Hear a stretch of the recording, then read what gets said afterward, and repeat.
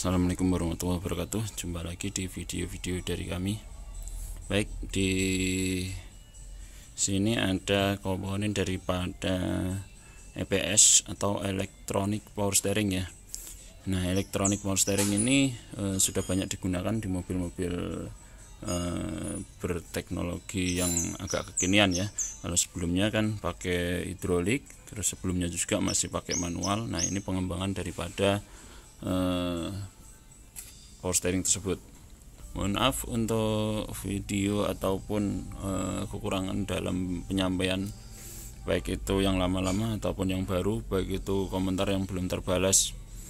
Bukan maksud mengabaikan, melainkan hanya karena ya kewajiban pekerjaan.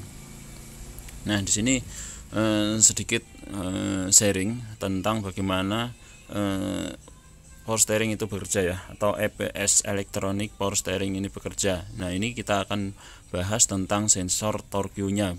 Dalam komponen EPS tidak semata-mata hanya ada rekstir aja.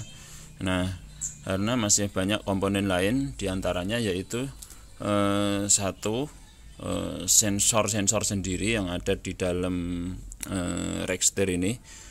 Untuk unit yang ini adalah milik dari Honda Freed. Nah, kebetulan Honda Freed untuk komponen daripada motor dan sensornya ada di dalam rekstirnya. Banyak juga yang terpisah, jadi yang di bawah itu hanya bagian rekstir, sistem mekanisme ya. Kalau untuk unit Freed ini tergabung dalam satu komponen seperti ini. Nah, yang beda yaitu untuk tempatnya adalah modulnya, karena untuk EPS ini diperlukan modul ya, atau ECU yang biasa kita sebut adalah modul EPS Electronic Power Steering.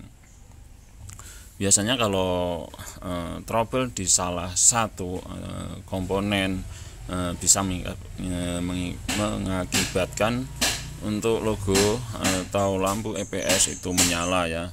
Bisa juga disertai dengan beratnya setir. Ada komponen lain yang mendukung daripada EPS, yaitu sensor kecepatan. Nah, sensor kecepatan ini ada yang dari transmisi, ada juga yang menginput dari ABS ya. Juga mobil yang menginput kecepatannya itu dari sensor ABS. Data kecepatan pun diinput sebagai data untuk kebutuhan ringan dan beratnya sistem kemudi. Ini adalah motor EPS yang belum saya pasangkan, yang nantinya akan terhubung dengan sini ya, dalam sini di as itu, dan akan memutar sini. Ini ada ulirnya dan akan membantu putar ini. Nah, untuk as ini tidak menjadi satu dengan bawah ya. Di sini ada semacam kayak coakan-coakan seperti ini. Nah, ini adalah torque sensor atau angel sensor ya. Ada dua lubang ya, dua bagian, yaitu dua bagian atas dan bagian bawah yang kita perhatikan. Nah, begitu juga di atasnya sini. Ini ada dua model semacam kayak yang barisan putih ini, bisa kita lihat. Ini semacam kayak lilitan lah saya sebutannya ya, komponen ya, dari atas bawah juga. Nah, ya, untuk bagian atas menginput bagian atas, untuk bagian sendiri bawah itu menginput bagian bawah. Bagaimana cara kerjanya? Nah, seperti ini. Mudah-mudahan bisa dipahami. Oke, kita fokus di sini. Nah, saat kita putar roda ke kanan, ini kan kita putar setir ya, maksud saya putar ke kanan. Ini as pinion ini akan terhubung langsung dengan kemudi. Ini ya, ini yang tersambung dengan sini. Nah, ini ada join setirnya, kemudian langsung terhubung langsung dengan setir. Nah, bila setir dibelokkan ke kanan, maka as ini juga akan memberikan putaran ke kanan ya, seperti ini. Nah, saya gambarkan seperti ini. Kita mesti pelan-pelan banget karena gear ini tidak boleh rusak. Kita ambil bawahnya. Nah, seperti inilah. Nah, di sini kita perhatikan untuk bagian atas ya, karena kita memutar ke kanan. Tuh, bisa kita lihat. Nah, di sini di cowakan ini terlihat besi ya, besi atau material besi yang kelihatan dari lubangnya. Itu adalah sinyal triggernya. Tuh. Ya. Tuh. Sinyal triggernya keluar ya. Nah, ini untuk trigger ini akan dibaca oleh bukan terbaca ya, akhirnya dibaca oleh lilitan yang atas. Nah, untuk lilitan yang atas langsung menginformasikan kepada modul EPS yang memberikan sinyal perintah ke motor ini ya. Lalu motor ini pun akan memberikan putaran ya, yang membantu putaran daripada gear ini. Gear ini yang dibantu. Ya, gear ini membantu gear ini. Jadi di sini ada gear dan terhubung dengan sini. Jadi motor itu akan langsung memutar dan membantu putaran. Nah, nanti putarannya berapa memang itu tidak semata-mata hanya satu sensor. Untuk sensor torque ini yang diinput, bahkan untuk sensor kecepatan pun diinput ya. Nah, lalu bagaimana kalau belok kiri? Begitu juga sebaliknya, belok kiri. Kita berikan putaran ke kiri ya, bisa kita lihat. Nah,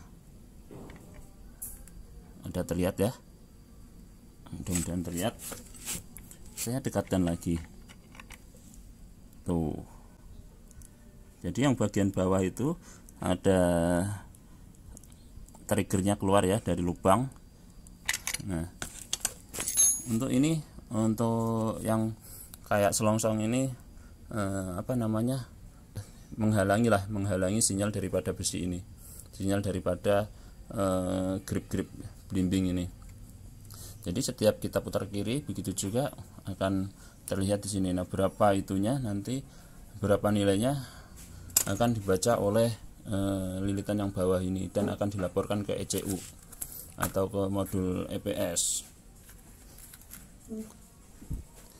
Nah, lantas bagaimana kalau misalkan EPS-nya rusak? Apakah bisa diputar secara manual atau setir itu masih bisa dikemudikan walaupun tanpa listrik? Jawabnya bisa ya. Jawabnya bisa aja, hanya memang lebih berat dibandingkan apa ya, EPS-nya bekerja. Nah, bisa ya. Tuh. Bisa. Tuh, bisa. Saya pakai tang ini ke bawah biar enggak. Tuh, bisa ya. Tuh, bisa. Tetap bisa, tetap bisa. Untuk pengerjaan memang lebih apa ya, lebih aktual itu pakai scanner. Jadi kalau misalkan kerusakannya di bagian mana pada saat EPS itu nyala apa, atau misalkan mengalami berat, nah itu bisa dideteksi pakai scanner. Memang sistem komputer seperti ini karena lebih tepat ya.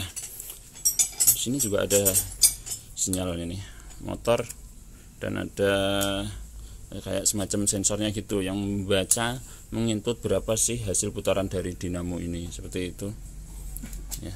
Ini 12 volt, kalau mau ngecek ya bisa dites pakai aki 12 volt untuk arus yang ini aja ya catatannya. Ini bolak-balik arusnya, ada 3 pin, ada 3 kabel. Saya lupa ini, kalau nggak salah yang hitam yang mana ya, lupa, mohon dikoreksi, ditambahkan bila ada yang lebih paham, supaya teman-teman yang lihat bisa apa ya, terbantu dalam saat pengerjaan. Intinya ini dua arah ya, min 1 plusnya 2. Sebenarnya kita ini lagi repair bagian asrek setirnya aja, tapi berhubung ada permintaan bagaimana sensor torque itu bekerja atau bacaannya seperti itu aja di kolom komentar, jadi saya sampaikan. Mohon dikoreksi bila ada kesalahan ya, kita hanya bengkel pinggiran, bahkan boleh ditulis di komentar. Dan wassalamualaikum warahmatullahi wabarakatuh. Salam otomotif.